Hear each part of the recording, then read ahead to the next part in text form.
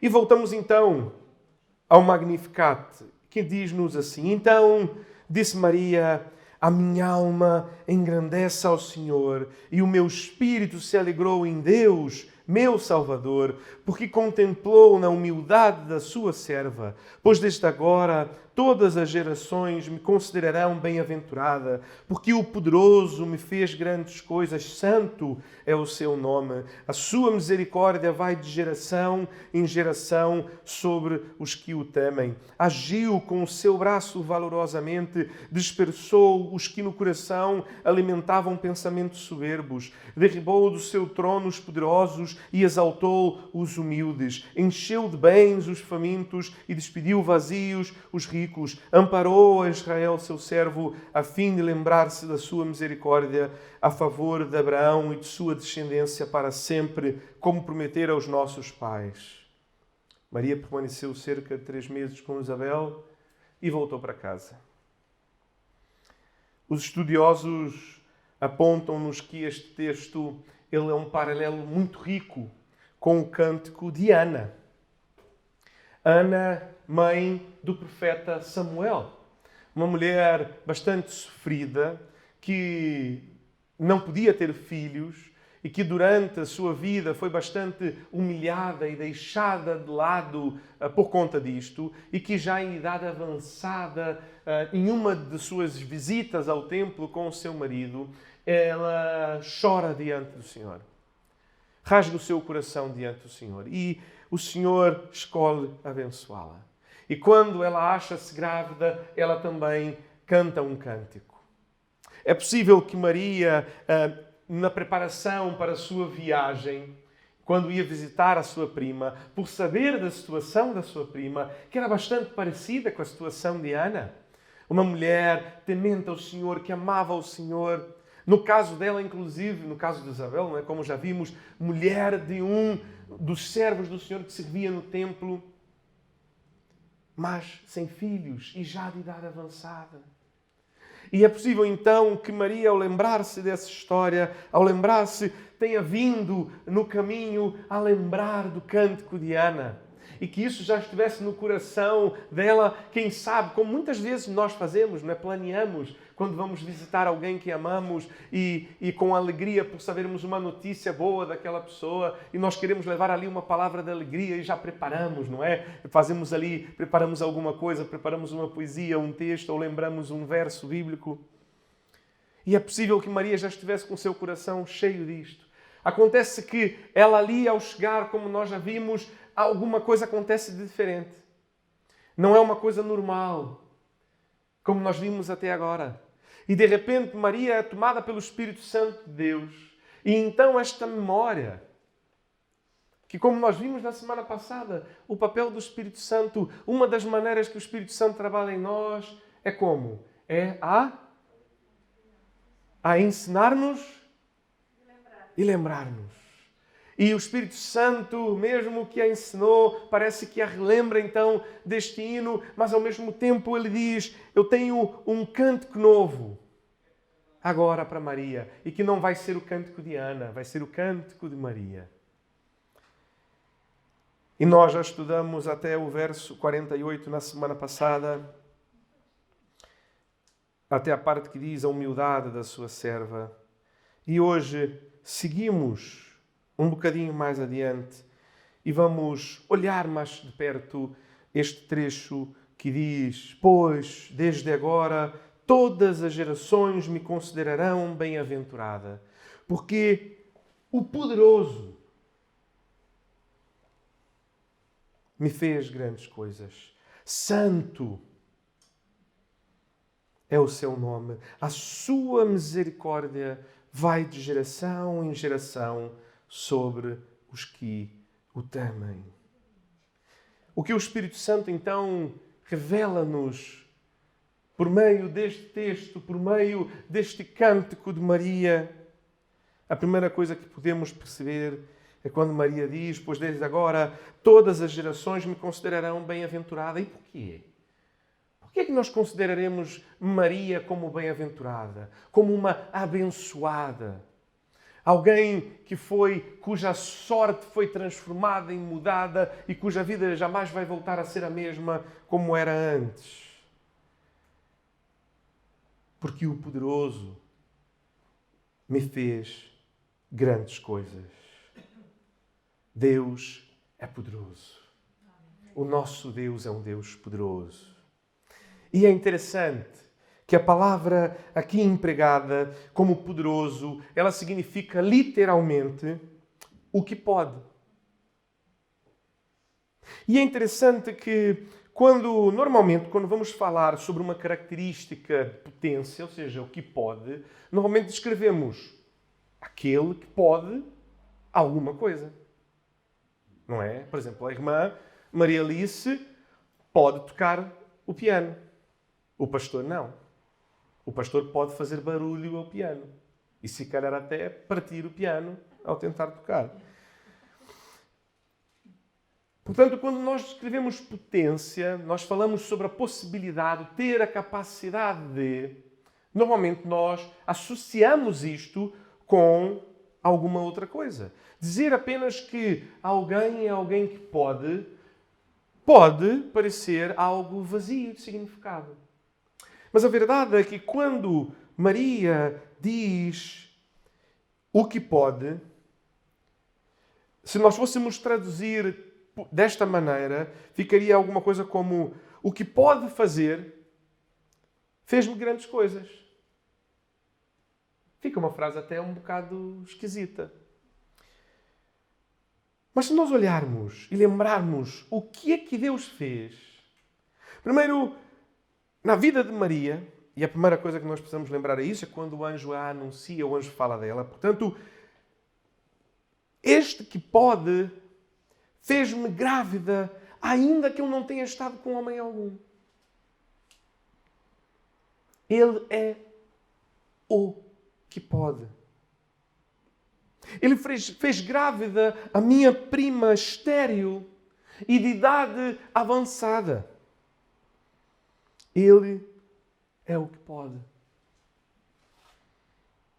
A palavra nos diz que o poder de Deus não tem fim. É impossível de ser medido. Se fôssemos tentar descrever o poder de Deus, aquilo que Ele pode, tudo o que Ele pode, seria impossível. E dizermos Ele pode todas as coisas também parece pequeno diante daquilo que Ele pode. Por isso, dizer aquele que pode, talvez seja a melhor das descrições que poderíamos dizer. Ou o que é poderoso. Ou o poderoso. Deus criou todas as coisas apenas com a sua palavra. Deus chamou todas as coisas à existência ao falar. Deus criou o céu e todas as criaturas celestiais. Deus criou todo o universo. E cada vez mais ficamos maravilhados, não é? E ainda esta semana víamos algumas notícias, não sei quantos irmãos viram, mais uma vez, notícias a dizerem há meteoros a virem em direção à Terra, e meteoros de um tamanho magnífico, e que se baterem contra a Terra vai ser um grande estrago. E eu a pensar assim, como Deus é maravilhoso. Porque a verdade é que nós já estamos cá há alguns milhares de anos, nós não tínhamos a capacidade de ver nada disto. E a verdade é que quantos meteoros já não vieram até a Terra, então, durante todos esses anos passados, não é? E que nós nem sabíamos, ignorávamos. Mas Deus nos tem protegido até aqui. E agora que nós sabemos, ficamos completamente... não sabemos o que fazer, não é? E fizeram ainda um teste, diz a notícia que lia, que fizeram uma simulação a dizer que... E se descobríssemos 6 meses antes...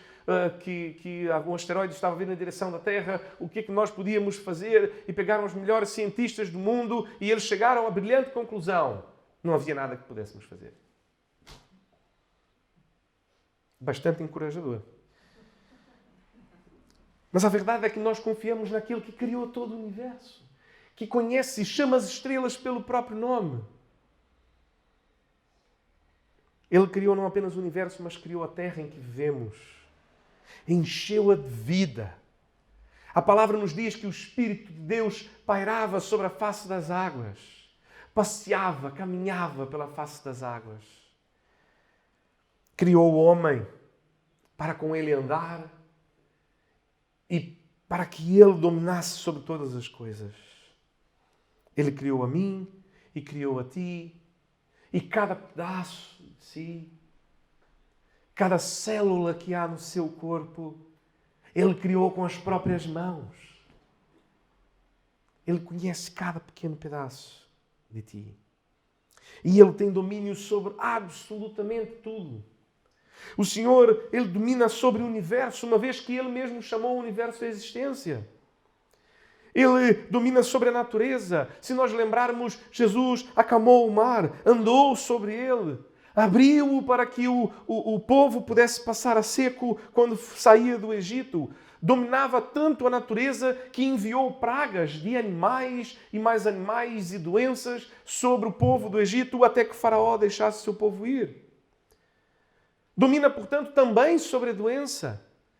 Jesus curou cegos, coxos, uma mulher com fluxo de sangue, leprosos.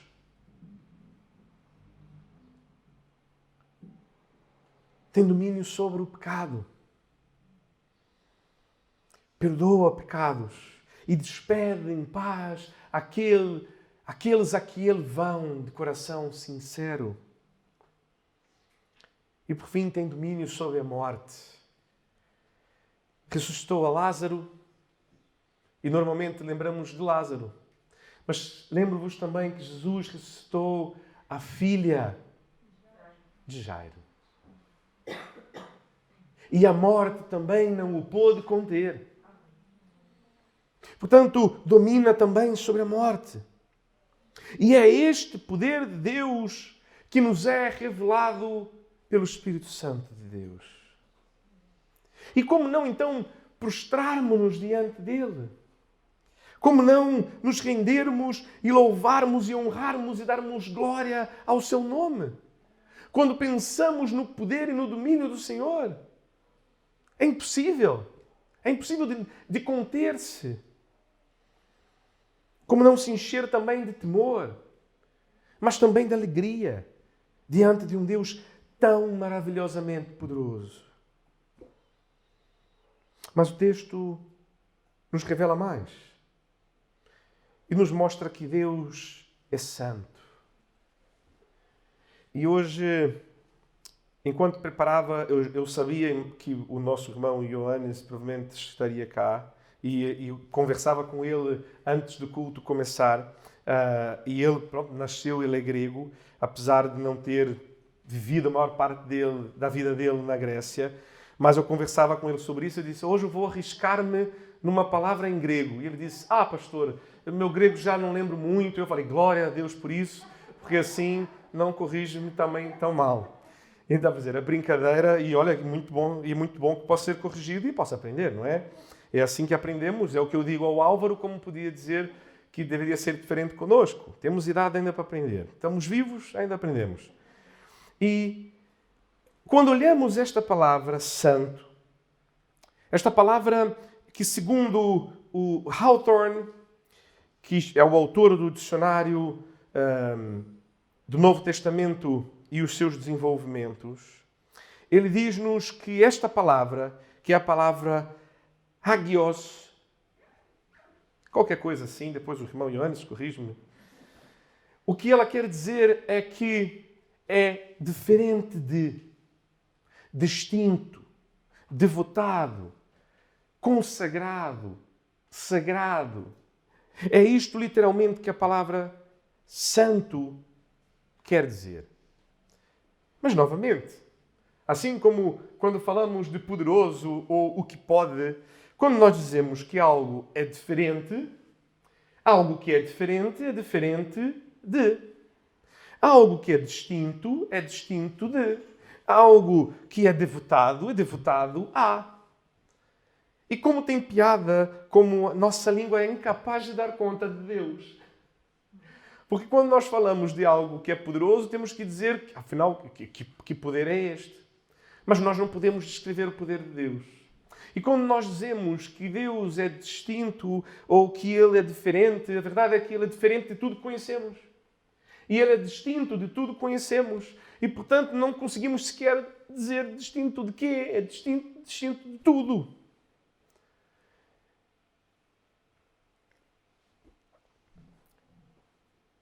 Quando lemos a Bíblia fica claro que ao dizermos que Deus é santo, o que dizemos é que Ele é transcendente.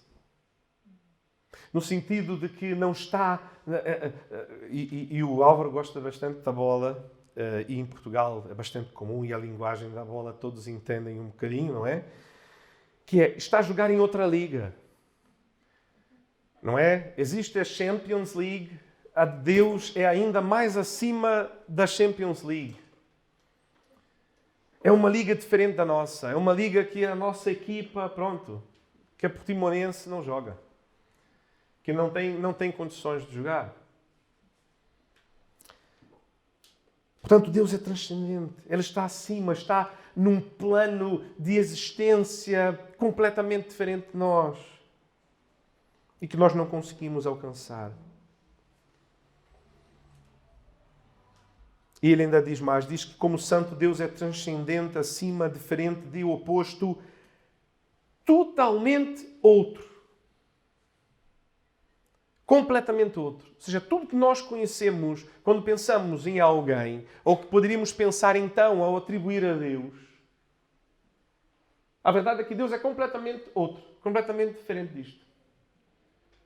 Porque a nossa mente, a nossa capacidade humana é incapaz de descrever ou perceber a Deus. E no que isto implica para nós? Primeiro, que Ele nos é inatingível. E como é triste pensarmos isto. Que é impossível para nós mesmos atingirmos a Deus. Atingirmos no sentido não apenas de alcançá-lo fisicamente e lá estar com Ele, mas mesmo mentalmente é impossível. É impossível perceber Deus. É por isso que quando nós vamos ler o Antigo Testamento, qual o nome de Deus? E porquê que nós chamamos Deus Deus? Deus não é nome. Deus é um título, vamos assim dizer. A verdade é que nós não sabemos o nome de Deus. O nome de Deus é um nome impronunciável. E ele é impronunciável não porque não sabe a pronúncia, porque está lá letras, há fonemas, então, portanto, é possível ler. Mas quando se diz que o nome de Deus é impronunciável, quer dizer que Deus é impossível de ser definido. Porque quando nós damos nome a alguma coisa, e se nós voltarmos novamente no Éden com Deus e Adão, vamos ver que Deus diz a Adão que dê nome às coisas, portanto, que as defina, diga o que as coisas são, e Adão o faz. Mas a Deus não podemos definir. E, portanto, não somos capazes de dizer quem Ele é. Enquanto outras pessoas de outras religiões podem dizer quem é o vosso Deus. E a pessoa vai dizer, o meu Deus chama-se isto, ou aquilo outro. Não vou nem dizer nomes para não ficarem depois magoados comigo. Mas a verdade é que se alguém pergunta-nos, mas e o vosso Deus? Quem é o vosso Deus? É Deus. Sim, isto eu sei. É mais ou menos como se perguntassem, quem é a vossa mãe? Imagina uma criança muito pequenina, quem é a vossa mãe? É a mamã. E como é que ela se chama? Mamã.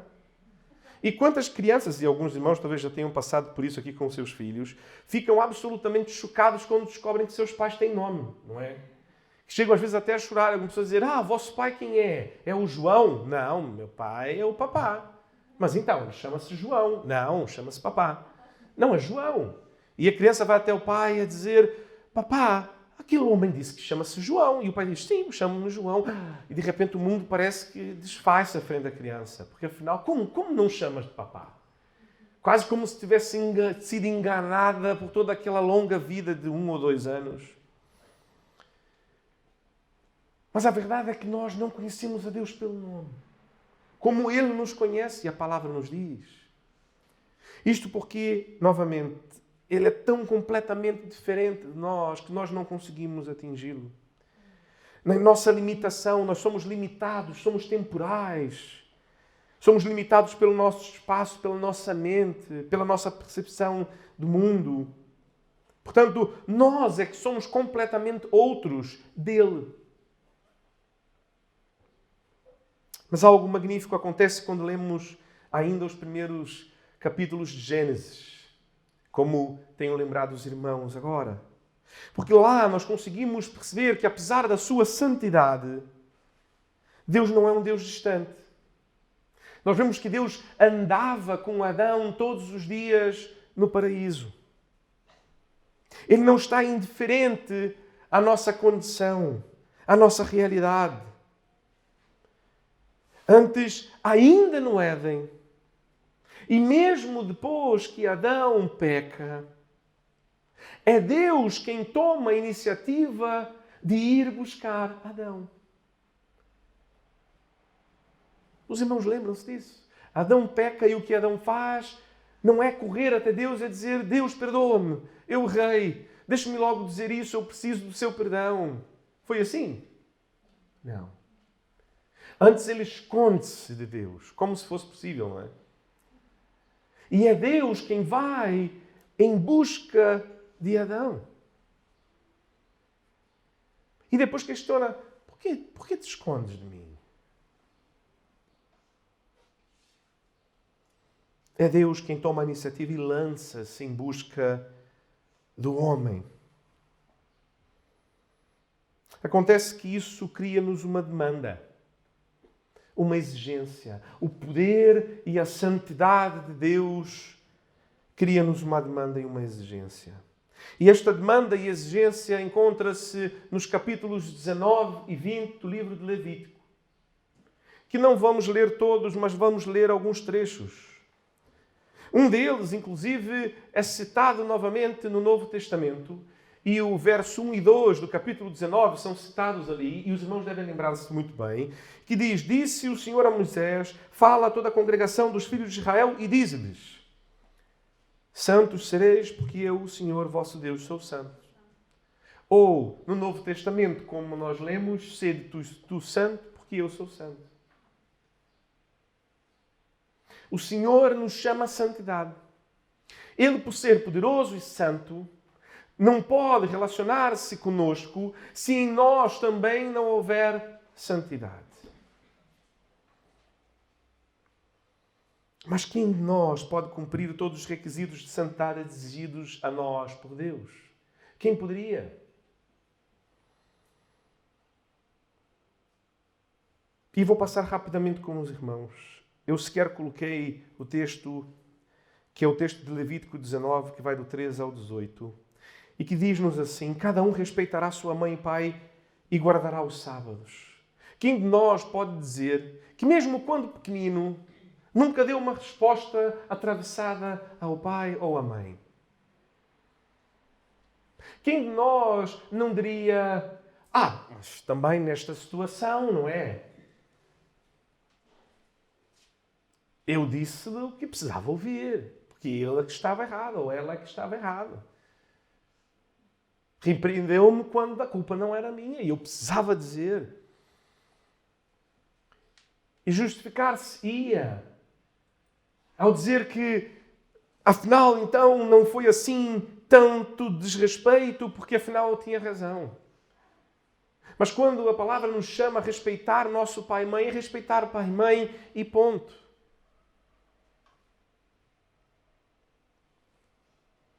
Guardar os sábados, cada vez mais em nosso tempo fica difícil, não é?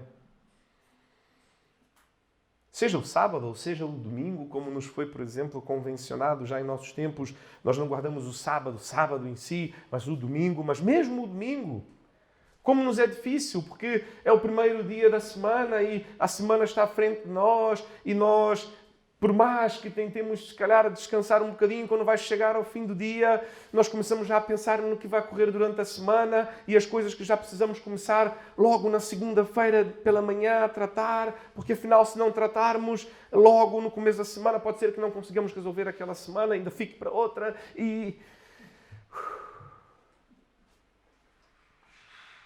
E como é difícil guardarmos o dia de descanso que o Senhor fez para nós. 4. Não vos virareis para ídolos. Eu tenho certeza que, neste momento, cá, em nossa igreja hoje, mesmo com as pessoas que nos assistem online, com os irmãos que cá estão, há pessoas que têm ídolos em suas vidas. Sejam quais ídolos forem. O ídolo pode ser o dinheiro, podem ser os estudos, podem ser alguma propriedade, pode ser, às vezes, uma lembrança. Pode ser algo que vos foi deixado por alguém e que se tornam ídolos em nossas vidas.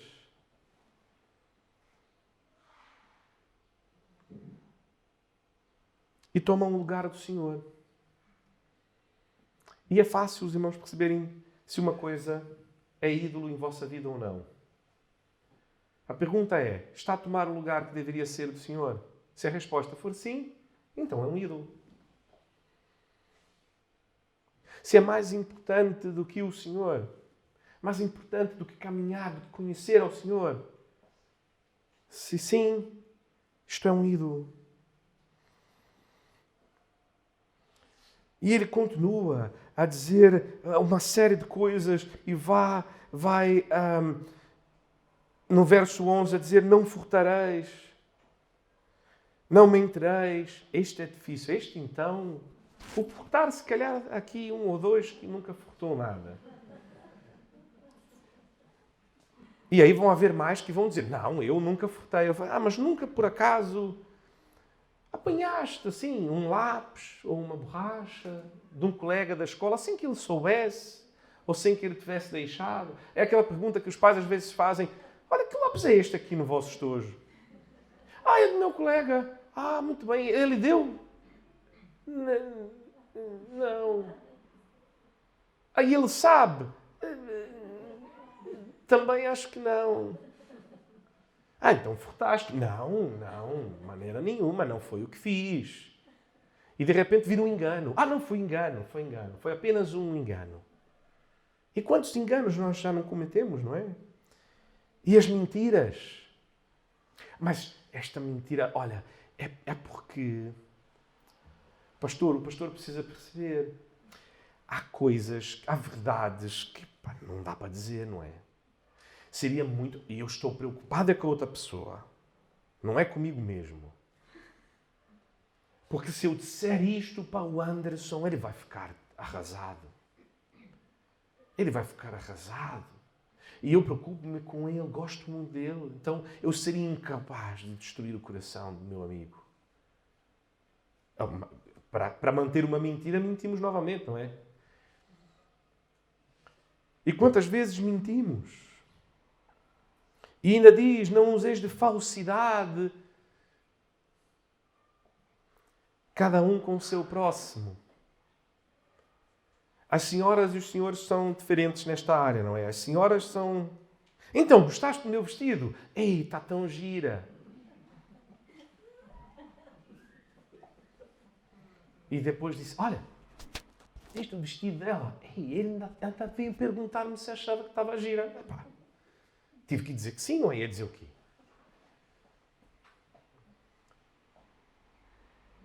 Os senhores talvez já vão para outra área, vai dizer, ei pá, então vamos lá jogar a bola. E depois jogar a bola, então, o que achaste? Jogo bem? É claro, não é pá, que bom que vieste. Olha, lembro-me nunca mais de convidá-lo. É pá, as canelas te chegam que doem. Não oprimirás o próximo. Não roubarás. Não amaldiçoarás o surdo, nem porás tropeço diante do cego. Não farás injustiça no juízo, nem, e neste nosso mundo hoje em dia cada vez mais difícil, nem a favorecer o pobre, nem comprazendo o grande. E há pessoas hoje que acham que justiça é oprimir o grande em favor do pobre. É fazer com que o grande pague pelo pobre. E há pessoas que ainda acreditam, obviamente, no contrário. Que não, é quem tem que sofrer é o pobre mesmo, que afinal já é pobre, então ele que sofra. Ser justo é ser justo. É fazer aquilo que é correto. Sem prejuízo de ninguém.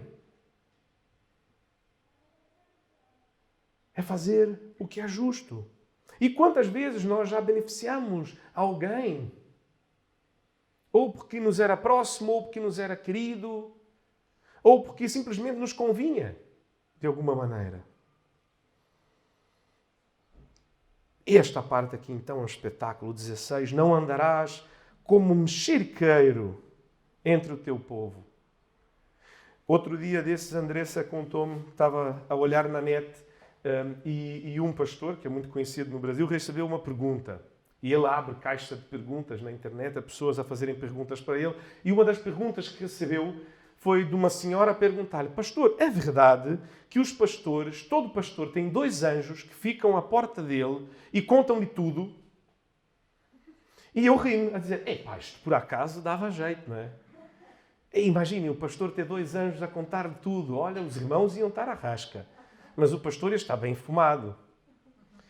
E eu, depois de fazer esta piada, ainda virei-me para ela e disse assim: a verdade é que nem precisa.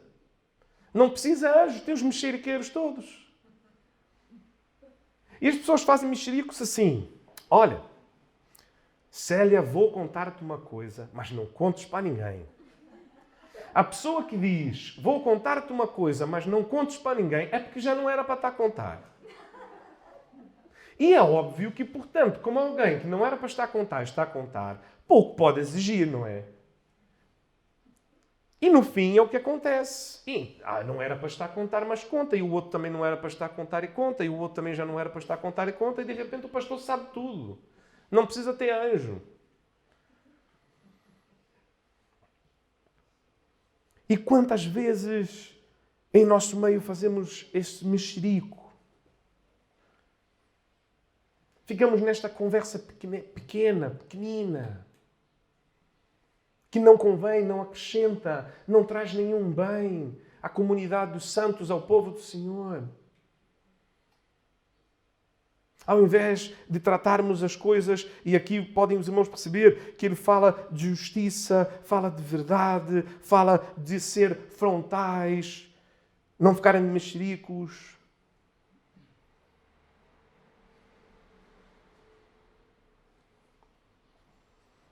E ele ainda diz: não aborrecerás teu irmão no teu íntimo. Também é o contrário, não é? Aquela pessoa que diz: não, eu só digo a verdade. E aí eu vou para aquele contrário, eu vou usar o mesmo exemplo até para não tentar usar outro. Então, olha, o que achaste do meu vestido? Está giro? Estás a gozar comigo, não é? Isto está uma porcaria. Não devias nem sequer sair de casa com isto. Mas como é que dizes isso assim? Só estou a dizer a verdade. Só estou a dizer a verdade. Não é? Como diz o dito popular, não merece castigo quem diz a verdade, não é? Portanto, olha, só estou a dizer a verdade. Afinal, as pessoas têm sentimentos e, de facto, temos que também ter cuidado. Temos que dizer a verdade, sim, mas Jesus mesmo depois nos estabelece e diz que devemos dizer a verdade em amor. Em amor. Mas a verdade. Mas em amor. Mas a verdade. E a pergunta, então, que vos fiz: quem pode cumprir todos os requisitos de santidade exigidos a nós por Deus? Quem? Ninguém. Nem a ti, nem a mim. E faço aqui uma breve nota de que, mais de uma vez, eu já preguei a dizer aos irmãos que tenham cuidado. Cuidado com uma coisa que é uma teologia que roda as igrejas em nosso tempo e que os irmãos oram a Deus a pedir que Deus dê-lhes aquilo que é de direito. Os irmãos já ouviram pessoas a orar assim? Não precisam denunciar-se a si mesmos, a dizer: olha, eu já orei assim. Não precisa. Exatamente, tem uma canção que diz, eu vou dizer mesmo a canção, não tem nenhum problema, diz assim: restitui, eu quero de volta o que é meu. Olha, amigo, eu digo-lhe uma coisa: não faças isso. Porque o que é teu é a condenação eterna e o inferno e a morte. É isso que tens direito. Ao pedir para Deus restituir, olha, se calhar ele pode achar uma boa ideia.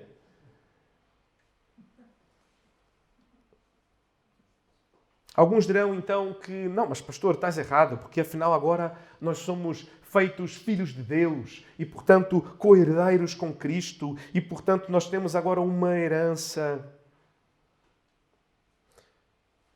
Mas se nós lembrarmos que isto aconteceu pela graça e que não foi nada em nós, da mesma maneira continuamos sem ter direitos. Não podemos então, olha, agora então eu quero o que é meu e acabou-se. Pelo contrário, porque sabemos que foi pela graça. E é por isso que Maria Madalena, ao encontrar com Jesus naquele jantar, constrangida por seu amor, não entra naquele lugar e diz: olha, Jesus, agora eu quero de volta o que é meu. Estes anos que eu perdi da minha vida, que eu vivi essa vida de promiscuidade, tudo que eu fiz de errado, então agora eu quero que o Senhor restitua. Onde é que está o meu marido, minha família? Anda, vamos lá, aponte-me lá, quem vai ser? É exatamente o contrário que ela faz. Joga-se aos pés de Jesus, ao chorar, limpa-lhes os pés com as suas lágrimas, enxuga-lhes com os cabelos.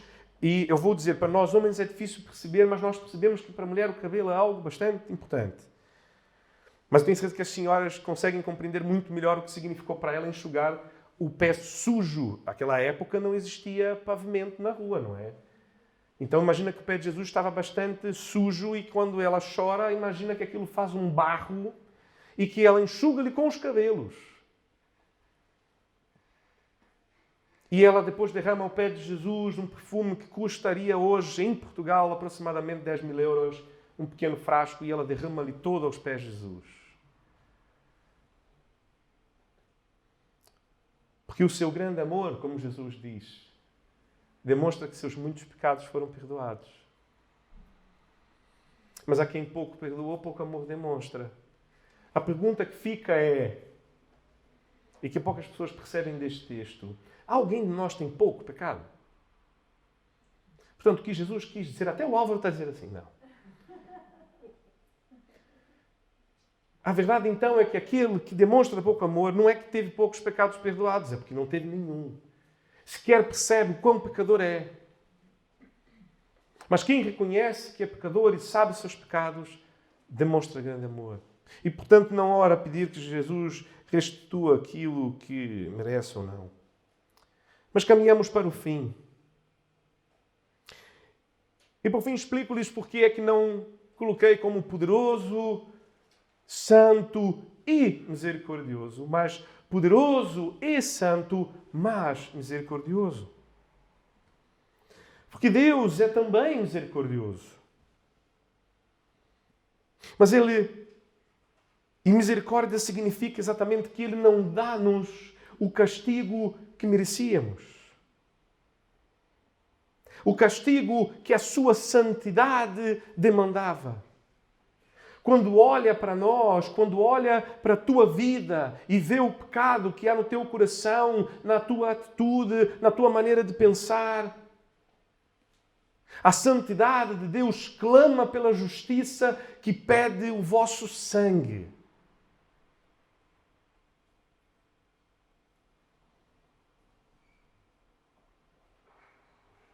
Somos infinitamente distantes, indiferentes, pecadores. A nossa simples existência ofende a santidade de Deus, que demanda por justiça. Mas Ele escolhe não fazer-nos o mal que merecíamos.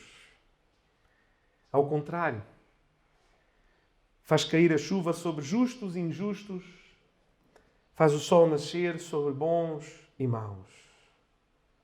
Salmo 57, 10 diz-nos que pois a tua misericórdia se eleva até os céus e a tua fidelidade até as nuvens.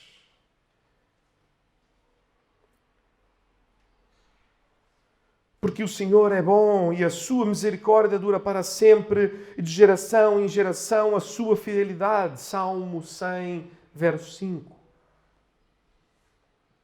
Pois quanto o céu se alteia acima da terra, assim é grande a sua misericórdia para os que o temem. Mas a misericórdia do Senhor é de eternidade a eternidade para os que o temem, e a sua justiça sobre os filhos dos filhos. Salmo 103, 11 e 17. Mas Deus, sendo rico em misericórdia, por causa do grande amor com que nos amou, e estando nós mortos em nossos delitos, nos deu vida juntamente com Cristo, pela graça sois salvos. E juntamente com Ele nos ressuscitou e nos fez assentar nos lugares celestiais em Cristo Jesus, para mostrar nos séculos vindouros a suprema riqueza de sua graça, em bondade para convosco em Cristo Jesus. Porque pela graça sois salvos por meio da fé, e isto não vem de vós, é dom de Deus. Não de obras para que ninguém se glorie. Pois somos feitura dele, criados em Cristo Jesus para boas obras, as quais Deus de antemão preparou para que andássemos nelas. Se alguns irmãos estavam a ter crises com o que o pastor andava a dizer, que afinal é o Espírito Santo é que constrange a pessoa, é o Espírito Santo que revela a cada um de nós quem Jesus é. E que, portanto, não é a nossa capacidade de percepção, não é sequer pela nossa capacidade de escolher. Mas é que eu é que escolho Jesus. O que a palavra de Deus nos diz é que nós somos salvos pela graça por meio da fé, e nem a fé que temos vem de nós, ela é um dom de Deus. Exatamente para que não seja por obras, para que nenhum de nós que está aqui hoje possa gloriar-se diante de qualquer outro que não esteja. Portanto, aquela pessoa a quem amas e que desejas que conheça Jesus e que pregas para essa pessoa e que essa pessoa não crê, eu não sou melhor do que esta pessoa em absolutamente nada, porque mesmo o crer em Jesus que eu o tenho porque o Espírito Santo de Deus deu-me a fé que tenho para que assim creia.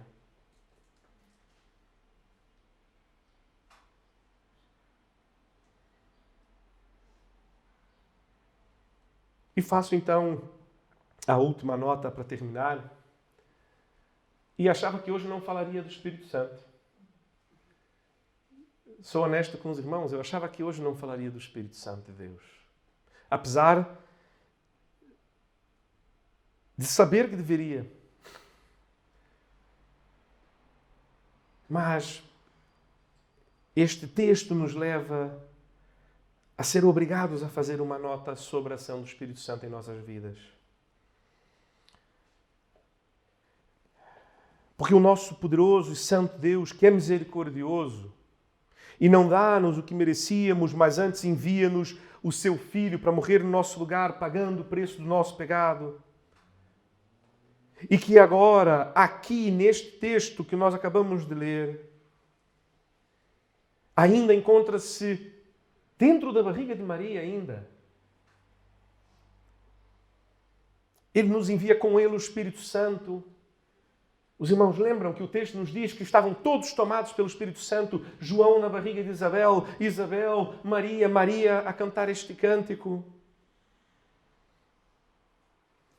Ele não apenas, como nós já estudamos, revela-nos quem Jesus é. Ele não apenas ensina-nos e lembra-nos aquilo que ensinou-nos. Mas é Ele que faz-nos andar nas boas obras que Deus, de antemão, preparou para que fizéssemos. Notem o que o texto nos diz. Pois somos feitura dele, criados em Cristo Jesus, para as boas obras, as quais Deus de antemão preparou para que andássemos nelas. Irmãos, não é só a fé em Jesus Cristo que temos, que nos foi dada e que, portanto, não podemos nos gloriar em nós mesmos pela nossa fé. Mas mesmo as boas obras que fazemos, nós a fazemos porque Deus as preparou de antemão para que a fizéssemos. Portanto, nem as boas obras que fazemos, nós podemos nos gloriar nelas e dizer, mas afinal, ok, a fé foi o Espírito Santo que deu, mas eu sou um bom crente. Olha como que eu vivo, olha as coisas que eu faço, olha quantas pessoas é que ajudo. O que a palavra nos diz é que mesmo as boas obras que fazemos, as fazemos porque Deus, de antemão, as preparou para que fizéssemos. O Espírito Santo, portanto, ele faz-nos, ele move-nos, ele constrange-nos a viver conforme a vontade do Pai. E se assim o vivemos, é porque o Espírito Santo em nós age para que vivamos. Portanto, nem isto é motivo de glória para nenhum de nós. Não podemos olhar para o lado na igreja e dizer: mas eu sou melhor do que este irmão, porque, bom, ok, estamos todos aqui, temos fé em Jesus, mas pronto, vamos lá, né? Eu cumpro muito mais do que ele, eu vivo muito melhor do que ele, a minha vida é uma vida exemplar, a dele não. Nem isto podemos fazer. E pelo contrário, aquilo que o faz, novamente, como tenho dito todas as semanas, tem que avaliar, se calhar, se tem o Espírito Santo de Deus em sua vida. Porque aquele que tem o Espírito Santo de Deus em sua vida tem a presença do Deus que é misericordioso em sua vida. E, portanto, tem o coração e o olhar de Deus que é misericordioso e que olha a situação de pecado e degradação com tristeza e compadece-se dela e ora e age. Não que fica de mexeriquice pelos cantos, a amaldiçoar os outros e a si mesmo. Que o Espírito Santo de Deus possa não apenas revelar a cada um de vós quem Jesus verdadeiramente é. Que o Espírito Santo de Deus possa não apenas ensinar-vos e lembrar-vos a vontade de Deus para cada um de vós, mas que o Espírito Santo de Deus possa também ajudá-los. Que é isso que Ele é, o ajudador, o consolador. Ajudá-los a viver a vida conforme a vontade do nosso Senhor, para agradá-lo. Aquele que tem os meus mandamentos e os guarda, este é o que me ama. E isto só é possível com a presença e o controlo do Espírito Santo em nossas vidas. Portanto, que Ele mesmo possa ter o controle absoluto. E eu, na semana passada, comparei com um automóvel. E depois, no discipulado, durante a semana, logo no dia a seguir, segunda-feira, que é o dia que temos um dos grupos, eu disse a eles: eu, na verdade, tinha que ter feito uma comparação ainda diferente. Perguntar quem é de nós que se vai fazer uma viagem de avião, quando está sentadinho na sua cadeira e de repente toca... Aqui quem fala é o vosso comandante. Diz: não. Com licença, quem vai pilotar sou eu. Nada de ninguém a mandar na minha vida, a dizer em que velocidade, ou que altitude, ou qual... Ninguém de nós faz isso, não é? Por quê? Porque nós não percebemos nada de avião. E ainda fiz piada a dizer: se algum dia os irmãos entrarem em um avião e eu estiver sentado na cadeira do comandante e o avião começar a mover-se, orem. Mas orem mesmo com vontade, porque eu não faço a mínima ideia de como pilotar um avião. Portanto, orem primeiro para que eu não consiga tirar do lugar, porque se tirar já é um problema.